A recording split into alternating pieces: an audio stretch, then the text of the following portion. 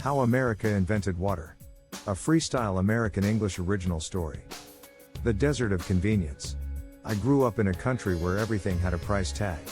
A place where nothing was sacred, not even air, silence, or time. We lived in a world that didn't just sell products, it sold meanings. You didn't drink coffee for energy. You drank it to belong. You didn't buy shoes to walk, you bought them to be seen walking. And somewhere along the way, we forgot that water was free. It started small. A few brands, a few bottles, a few ads about purity. But it grew fast, faster than we could imagine. Soon, hydration had its own industry. Some apps told you when to drink, bottles that glowed blue when you forgot. We were a nation thirsty for everything. Except the truth. The marketing of life. They called it the purest water on earth. They said it came from glaciers, volcanoes, or clouds that touched heaven. They filmed slow-motion drops falling on smooth stones, and a deep voice whispered, "Because you deserve the best." People believed it. They always do. Because the greatest invention of all time isn't the wheel or the airplane, it's the story. And America, oh America, knows how to tell one. Every bottle told a story of perfection. A story that said, if you drink this, you'll feel more alive. You'll look better, perform better, and become the upgraded version of yourself. And we bought it. We always buy the dream, even when it's just water. The machine of thirst. I once worked at a marketing agency.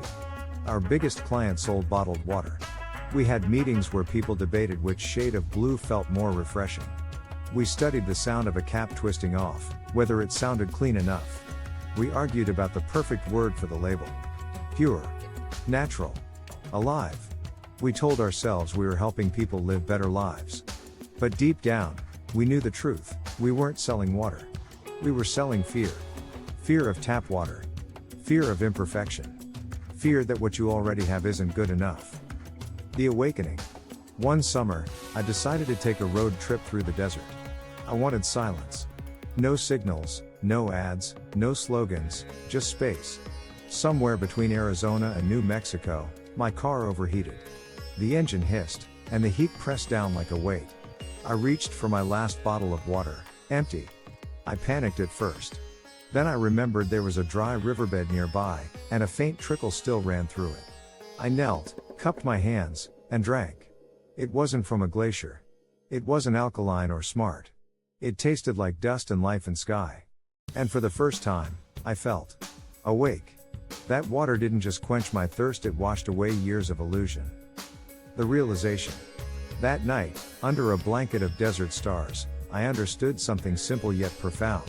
America didn't invent water. It invented the idea of lack of. It taught us to feel empty so that someone could sell us the illusion of being full. We built an empire on longing.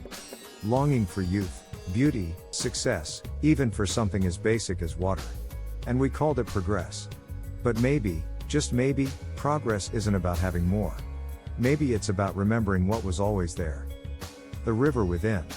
When I came back home, everything looked different. I started noticing the way people carried water bottles like trophies.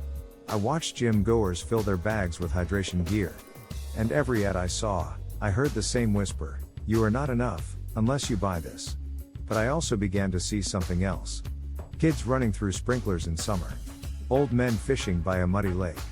Mothers are rinsing vegetables in the sink while humming to themselves. They weren't thinking about brands or labels. They were simply living, flowing, being.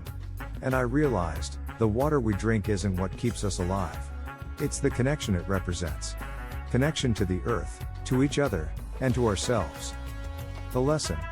Now, whenever I open a bottle, I smile. Because I know it's not the liquid that gives me life, it's the awareness. Water is everywhere.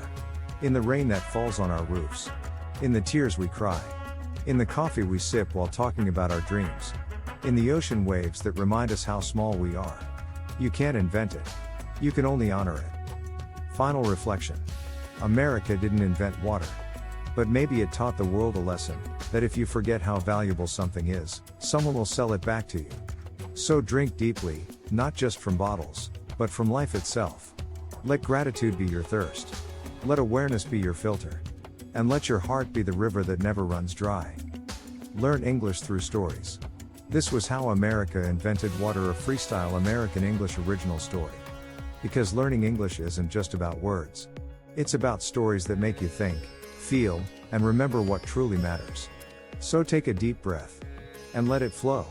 Learn English through stories that make you feel something. Subscribe, like, and share to support Freestyle American English, where language and life connect.